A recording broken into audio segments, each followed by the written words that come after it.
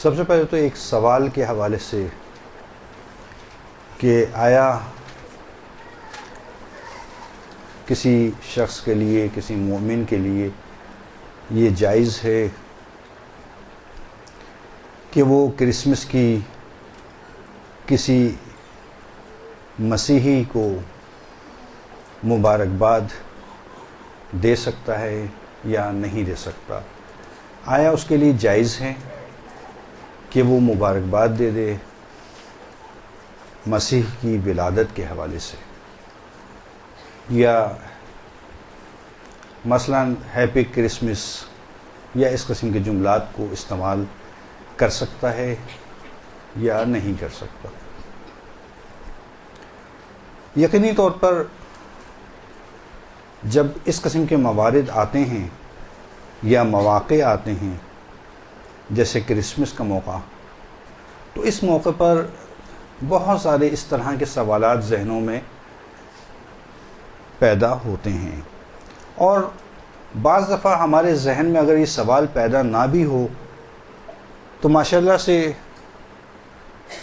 Net کا دور ہے، اس دور کے اندر وہ سوالات جو ہمارے ذہنوں میں نہیں بھی ہوتے تو وہ ہمارے ذہنوں میں خود بخود آ جاتے ہیں۔ کس طرح سے آتے ہیں؟ وہ نیٹ کے ذریعے سے آتے ہیں، چونکہ طرح طرح کی باتیں ہمیں نیٹ کے اوپر سننے کو ملتی ہیں۔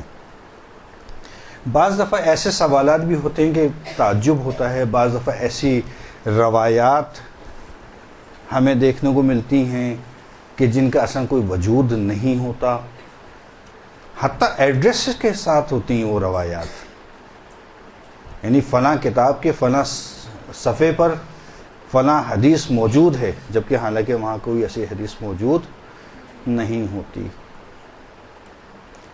یا اس طرح کی دوسری باتیں۔ تو ہمارے لیے نیٹ کے اوپر کوئی سوال آنا یا اس کا جواب آنا، اس کا کوئی معیار نہیں ہے اور نہ کوئی حجت ہے، یہ تو آپ یاد رکھیے۔ چاہے وہ فقہی مسئلہ ہو یا اعتقادی مسئلہ ہو، آپ اس کا حوالہ نہیں دے سکتی۔ حوالے کے لیے ہمیشہ مستند کتاب کو لیا جاتا ہے۔ غیر مستند چیزوں سے حوالے دینے سے آپ کی اپنی شخصیت متاثر ہوگی۔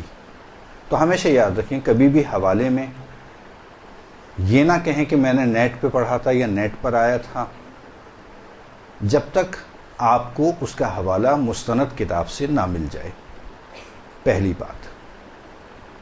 اور جہاں تک سوال کا جواب ہے کہ صحیح جواب کیا ہے، آیا واقعاً ہم کرسمس کے اوپر مسیحی برادری کو یا اپنے مسیحی دوست کو مبارکباد دے سکتے ہیں، یہ ہمارے لیے جائز ہے یا نہیں جائز ہے؟ اس کا جواب بالکل واضح ہے کہ بعض چیزوں کا جواب نسبی ہوتا ہے۔ نسبی کیا چیز ہے؟ نسبی یہ چیز کہ اس کی نسبت کو دیکھا جاتا ہے کہ آیا میرے اس کرسمس کے جواب دینے سے کہ میں نے کہا ہیپی کرسمس، یا جو ہے وہ میں اس کو مبارکباد دے رہا ہوں اس کو، آیا میرے اس جواب دینے سے کیا ان کے دین کی ترویج ہوگی یا ان کے دین کو تقویت حاصل ہوگی یا نہیں؟ اگر کوئی شخص یہ سمجھتا ہے کہ اگر ہم نے کرسمس کی مبارکباد دی تو اس میرے کرسمس کی مبارکباد دینے سے ان کی دین کو تقویت ملے گی، اگر کوئی یہ سمجھتا ہے کہ ظاہراً ایسا نظر نہیں آتا، ممکن ہے کہ ایسا نہ ہو، ظاہری طور پہ ایسا نہیں ہے، اگر ایسا نہیں ہے تو بالکل جائز ہے آپ کے لیے۔ عموماً آپ دیکھیں کہ ایران میں بھی جب کرسمس کے ایام آتے ہیں تو رہبر جو ہیں وہ آ کے تقریر کرتے ہیں، اور تقریر کے دوران میں وہ خود مبارکباد پیش کرتے ہیں۔ تو یہ مبارکباد دینا یا نہ دینا اس کو ایک ایشو، ایک مسئلہ نہیں بنانا چاہیے. یہ ایک نسبی مسئلہ ہے. ہر شخص کا اپنا شخصی تجزیہ ہے کہ اگر کوئی شخص واقعی نہیں سمجھتا ہے کہ میرے ایک مبارکباد دینے سے کسی کو